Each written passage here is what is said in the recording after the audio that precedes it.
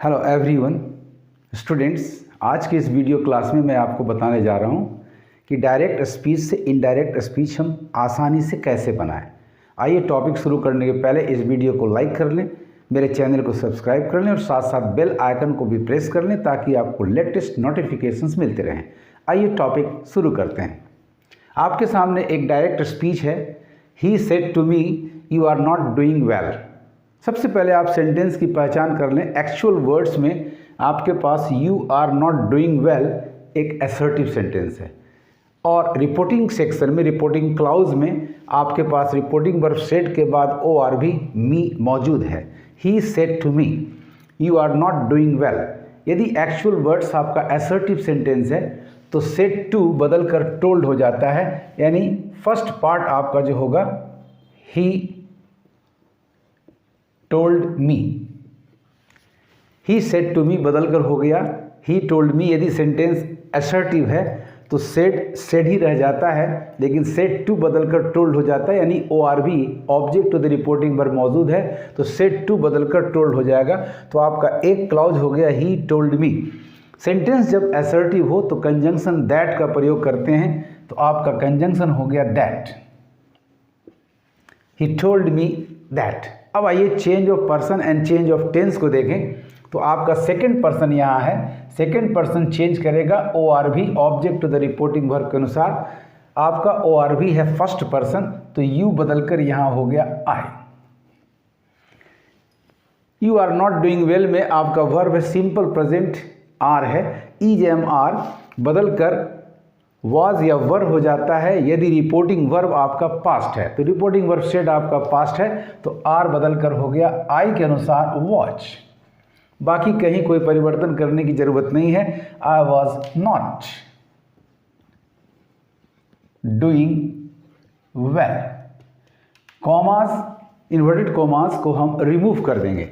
तो आपका direct speech है he said to me you are not doing well. Indirect speech आपका बनकर तैयार हुआ he told me that I was not doing well. Second one is she said I can do this sum for all.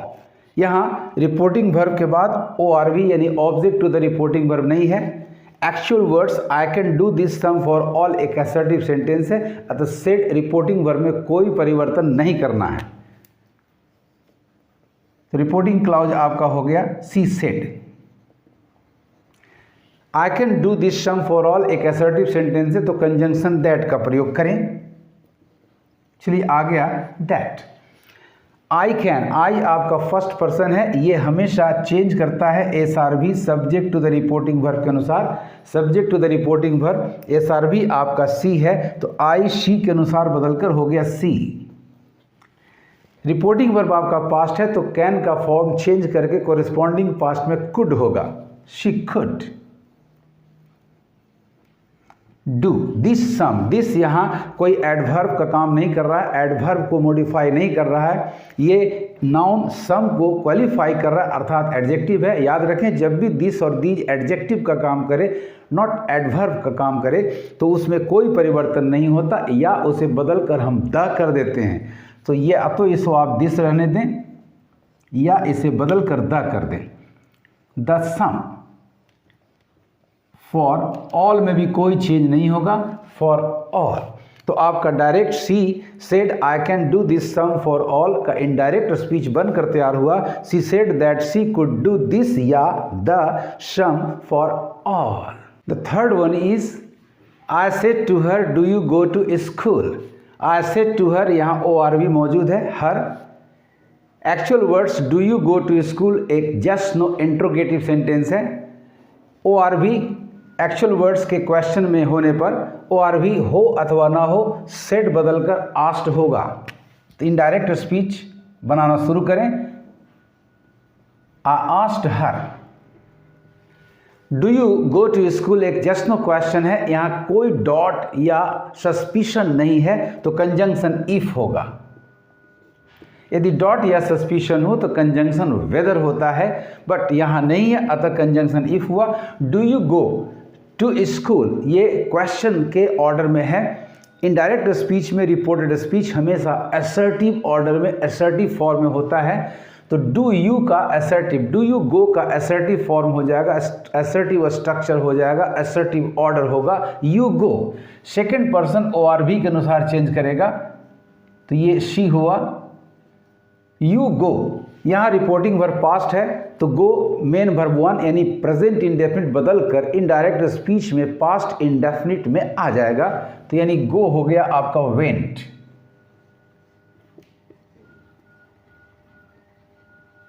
Question mark को replace कर देंगे हम full stop से, आपका इनडायरेक्ट स्पीच बनकर तैयार हो गया। I asked her if she went to school. I asked her if she went to school. Let us come to the next one. The next sentence is he said will the man eat or not. यहाँ भी actual word से question है, लेकिन ये एक alternative question अर्थात or not यहाँ dot express कर रहा है। He said यहाँ ORV नहीं है, फिर भी आपका रिपोर्टिंग पर बदलकर asked होगा he asked। चूंकि और नॉट से यहाँ डॉट एक्सप्रेस हो रहा है, अतः कंजंक्शन वेदर होगा he asked whether. Will the man को हम असर्टिव ऑर्डर में लाएंगे, तो द मैन विल रिपोर्टिंग पर पास्ट है तो विल बदलकर वुड होगा। वेदर द मैन वुड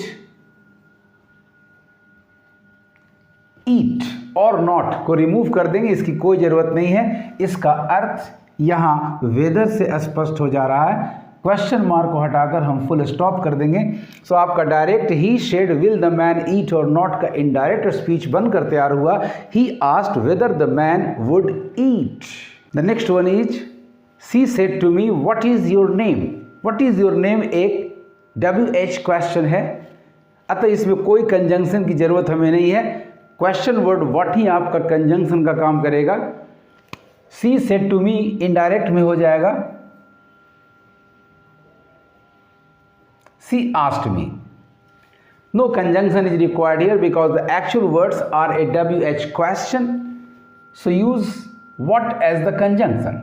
अब बचा आपके पास इज योर नेम, इसको आप असर्टिव ऑर्डर में ले आए तो हो जाएगा योर नेम इज। योर आपका सेकंड पर्सन है, ये चेंज कर जाएगा ORV के अनुसार, यानी मी के अनुसार ये माई होगा। व्हाट माई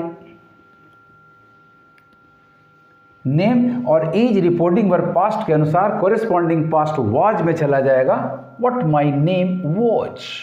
क्वेश्चन मार्क को हटाकर आप फुल स्टॉप कर दें, आपका इनडायरेक्ट स्पीच बना she said to me what is your name का she asked me what my name was. Let us come to the next one.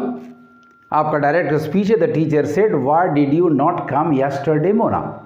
Actual words आपका एक WH क्वेश्चन है, तो रिपोर्टिंग वर्ब सेड बदलकर asked होगा और word of address जो actual words में है मोना, उसे हम object to the reporting verb बना लेंगे, तो आपका इनडायरेक्ट होगा the teacher asked Mona. The teacher asked Mona. Why question word को कंजंक्शन के रूप में हम लाएंगे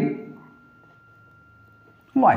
अब बचा आपका डिड यू नॉट कम, इसको असर्टिव ऑर्डर में लाएंगे तो असर्टिव ऑर्डर होगा you did not come. You did not come, you second person ORV Mona के अनुसार बदलकर सी होगा। Did not come past indefinite tense है, रिपोर्टिंग वर्ब आपका पास्ट है तो ये कोरिस्पॉन्डिंग पास्ट में पास्ट परफेक्ट हो जाएगा।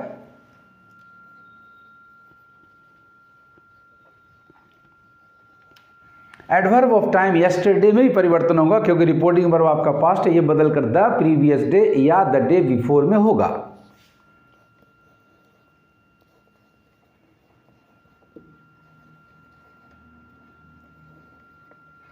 तो स्टूडेंट्स आपका इनडायरेक्ट स्पीच बनकर तैयार हो गया। The teacher said why did you not come yesterday, Mona का इनडायरेक्ट हुआ the teacher asked Mona why she had not come the previous day और द डे बिफोर। इस तरह से बड़ी आसानी से आप मेरे बताए तरीकों से डायरेक्ट को इनडायरेक्ट स्पीच में कन्वर्ट कर सकते हैं। आपको मेरा ये वीडियो कैसा लगा कमेंट करेंगे और ज़्यादा से ज़्यादा शेयर करेंगे। Thanks for watching my video.